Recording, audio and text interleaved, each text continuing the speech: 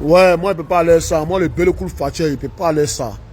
Casser les maisons des pauvres innocents, surtout des Ivoiriens, ceux même quand vous avez besoin d'eux. Urgent, urgent, dames et messieurs, les Ivoiriens décident de sortir maintenant pour attaquer ouvertement Alassane Ouattara. Écoutez un peu cette vidéo. Ouais, moi, il ne peut pas aller ça. Moi, le Belekul Fatcher, il ne peut pas aller ça. Casser les maisons des pauvres innocents, surtout des Ivoiriens, ceux même quand vous avez besoin d'eux, qui sortent, qui vont voter pour vous là. Et puis ce qui m'étonne même là, vous cassez les maisons des gens, et puis quand on demande au maire, le maire il n'est jamais au courant. On ne peut jamais casser maison d'une population sans que le maire ne soit au courant. Arrivé un moment là, arrêtez, nous tous là, à de nos fétiches. Hein. Mais ce que vous êtes en train de faire là, non ça là, moi je ne peux pas aller ça. Casser les maisons des Ivoiriens là, moi je ne peux pas aller ça. Et puis quand vous cassez là, il faut trouver un autre plan pour pouvoir reloger ces personnes-là. Mais ces personnes-là, c'est des Ivoiriens. Ces personnes-là votent pour vous.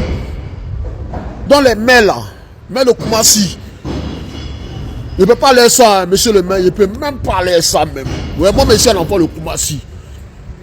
Si Kobo là, nous tous on a vécu là-bas. C'est vrai que c'est un quartier précaire. Mais avant de casser ces maisons-là, il faut quand même trouver des solutions pour ces personnes-là. Oui. On peut pas aller. Moi, il ne peut pas aller ça. Je ne suis même pas d'accord, mais ça fait 3 jours, ça me fatigue. Donc, trouver solution. Trouver solution pour ces pauvres personnes aujourd'hui qui se retrouvent dehors. Des élèves qui sont en train de passer leur examen dehors. Trouver des solutions pour ça. Mais c'est pas normal. Comment est-ce qu'il s'appelle là? On m'a donné monsieur Bois quelque chose là. Il faut arrêter ça. Tes coloris tu es en train de faire là. Et puis le monsieur qui s'est permis d'aller casser les maisons des Ivoiriens, soit disant que le maire n'est pas au courant là. Arrêtez vos cinémas là. Vous êtes de connivence, vous êtes ensemble. Arrêtez ça. Hein. Relogez ces personnes là. Relogez-les. Hein. Si vous ne voulez pas que moi là, matin, midi, ce soir, si vous, peut-être que vous allez me mettre en prison aussi. Mais le président là. Camarades d'Afrique, de Côte d'Ivoire, Yoroman. Frère, quand je vous dis toujours que les déguerpissements qui ont cours actuellement en Côte d'Ivoire, c'est la femme de Dramane Ouattara qui est en tête avec son entreprise immobilière et ses associés marocains. Après elle, vient Ténébrema Ouattara. Après Ténébrema, vient Zeba Congo. Les ministres et les magistrats corrompus, les juges vendus. Hey, Père de Côte d'Ivoire, tu es dans un complot profond. Le Broujac là, oubliez-le, Broujac, c'est la face visible de l'iceberg. On vous envoie Broujac pour vous détourner votre attention sur les vrais commanditaires. Oubliez Broujac, oubliez Koumé Bakari. Ceux qui sont en bas là, c'est eux que je vous ai cités là.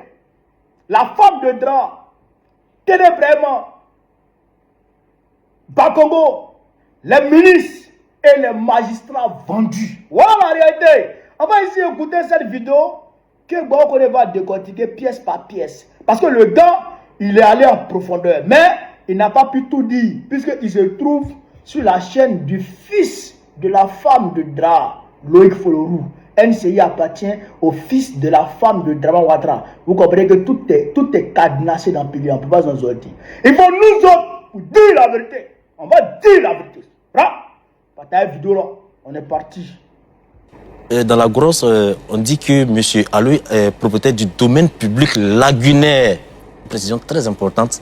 Autorisé par arrêté le 30 novembre 2021 par M. le secrétaire d'État Séré Djeka. Il était secrétaire d'État d'alors. Mais il y a un problème. En 2019, il y a un décret qui a été pris par le président de la République pour interdire le remblayage sur le domaine public lagunaire. C'est cette précision que je cherchais, que je viens d'avoir. Parce que ça pourrait être un site accidenté qu'on peut remblayer. Mais le domaine public lagunaire, c'est interdit. Et là, Stop. Vous avez entendu? Domaine public lagunaire. DRA dit le remblayage du domaine public lagunaire est interdit en 2019. DRA prend un décret pour dire ça là, c'est interdit en 2019. Et puis en 2021, Cérédo Célestin autorise le remblayage du domaine public lagunaire. Il autorise Broujac de remblayer. Qui peut balayer du revers de main le décret de Dra? Qui est capable de balayer du revers de la main le décret de Dra pour imposer sa volonté? À part Dra lui-même. En 2016, Dra a écrit la Constitution pour dire un homme ne peut faire que 2 mandats. Et en 2020, Dra a balayé cette disposition constitutionnelle et il a fait 3e mandat. En 2025, il a balayé cette disposition constitutionnelle et puis il a fait 4e mandat. C'est Dra qui balaye le décret de Dra. Écrivez ça. C'est Dra lui-même qui a autorisé. Et il a autorisé là pour qui? Pour sa femme. Voilà la vérité. On continue. Je voudrais revenir sur le communiqué de la mairie de Koumassi. Je suis un peu choqué par ce communiqué. C'est-à-dire, j'ai l'impression que c'est une captatio bénévolentiaire, c'est-à-dire une séduction d'esprit, pour voir ces deux douaniers tout en prenant parti. C'est mon impression. Vous ne pouvez pas dire que vous n'êtes pas concerné par une opération et venir faire un communiqué pour dire que vous venez rassembler les gravats pour la sécurité des personnes. Il y a qui là-bas? Ils ont chargé tout le monde. C'est quelle personne vous voulez sécuriser sur le site? Et là, quand la mairie fait ça, vous sécurisez ces personnes avec quels moyens? Mais ce sont les moyens des personnes qui ont déguerpi, qui ont des ACD, donc qui payent des impôts. Donc, non seulement on les déguerpit, on détruit les demeures, mais aussi on prend l'argent public pour pouvoir ramasser les gravats pour des fins privées. C'est incroyable. Donc, je vais encore aller plus loin.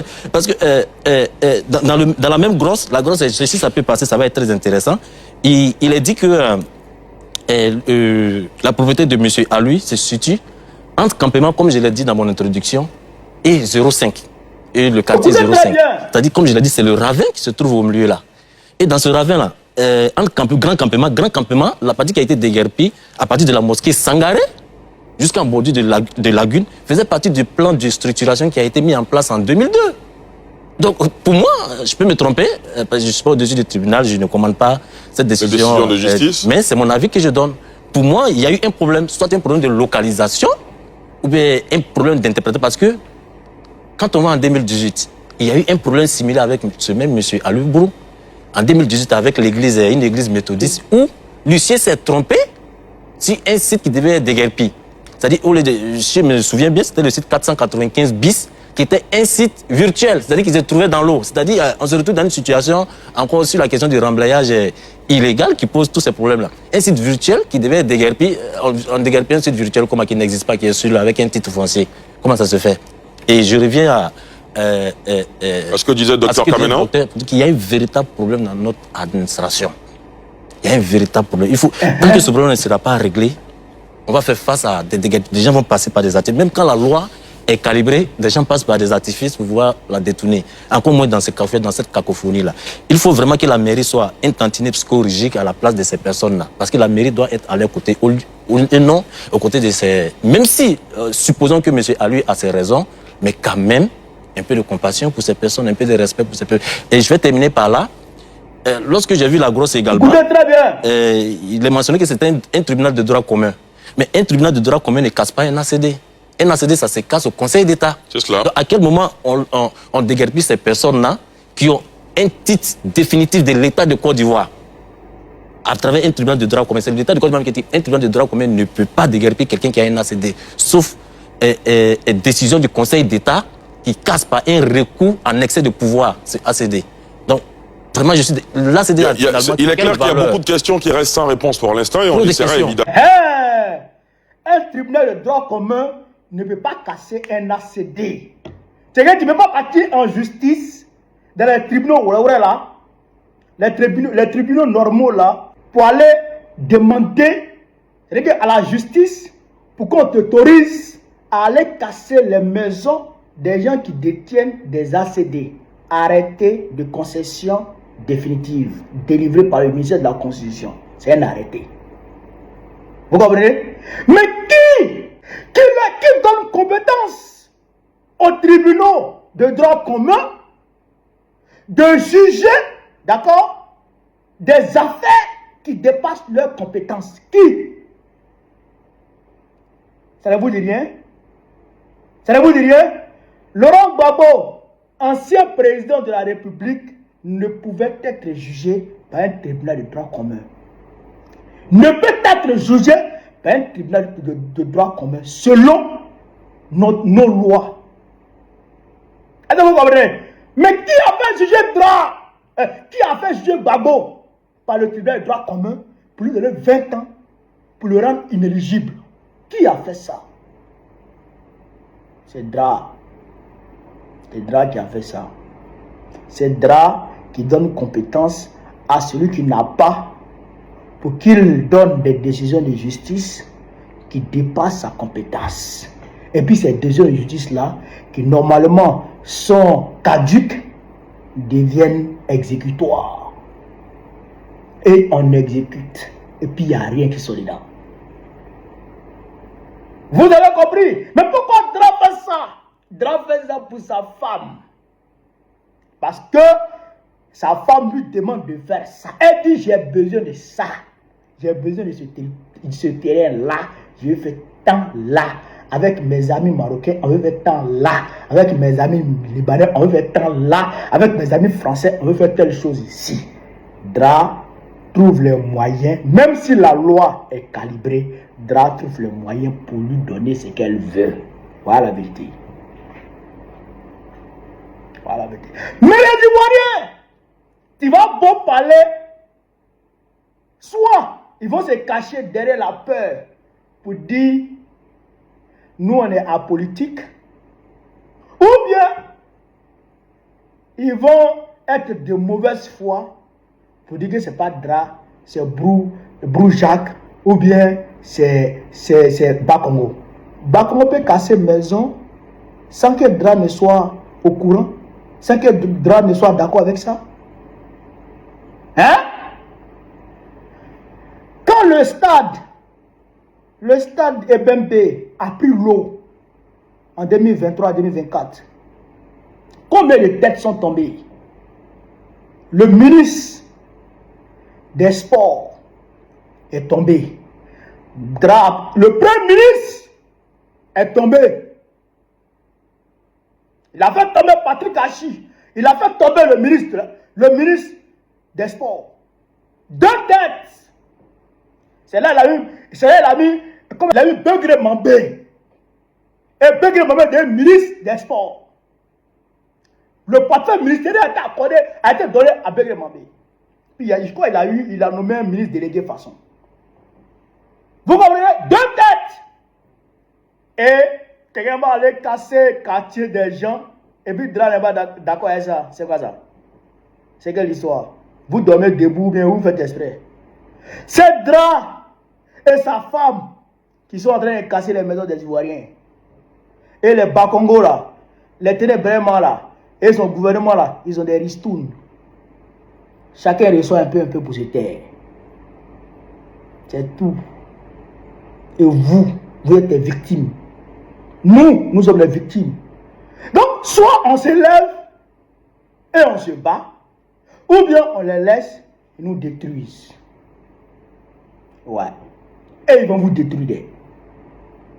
Ils vont vous détruire. Ils ne vont pas s'arrêter. Ils vont vous faire pleurer. Ils vont vous faire pleurer. Ils vont vous détruire. Ça, je vous le dis. Même ceux qui sont partis dans les écoles, là, ils vont vous chasser.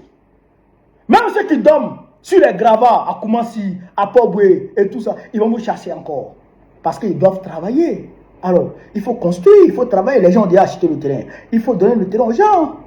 Pourquoi les pauvres gens, ils font quoi là? Ces pauvres Ivoiriens, qu'est-ce qu'ils font? Ils n'ont qu'à aller au village. C'est ça. Soit vous préparez à résister, ou vous acceptez d'être déshumanisé. Et puis vous rentrez au village. Ça y est la vérité. Vive l'Afrique libre, vive le panafricanisme, vive les peuples africains, vive l'AES. Babo président du Côte très prochainement, Inch'Allah, pour mettre fin à tout ça. Le juge, rien n'est sorti. Et puis en plus, on va à la mairie, vous dites que vous allez venir ramasser mes terres. Non, c'est pas possible. C'est que là, ils vont manger sur mon corps. Voilà, je suis plein, il m'a réussi, il m'a raison. Parlez là, maintenant, cassez tous mes papiers là, tous mes documents sont là. Si vous savez que vous allez venir casser, et puis en plus, ce qui me fait mal, ils ont envoyé les gens sur le terrain. Vous dites qu'on n'a qu'à les payer impôts. On n'a qu'à les payer des impôts. Mais sinon, on va venir. Et ceux qui doivent les impôts, on n'a qu'à les payer impôts. Oh putain, la fête, c'est mercredi. Voilà la seule vidéo dans toutes les vidéos de Koumassi Campement là, voilà la seule vidéo qui mérite d'être partagée. C'est ça là que je recherchais depuis là. Le fait dit que s'ils veulent venir ramasser les gravats là, pour exploiter le terrain là, c'est qu'ils vont marcher sur son corps. Ça veut dire qu'il va résister. Il va résister parce qu'il est détenteur de ACD. Il est propriétaire de Kourou.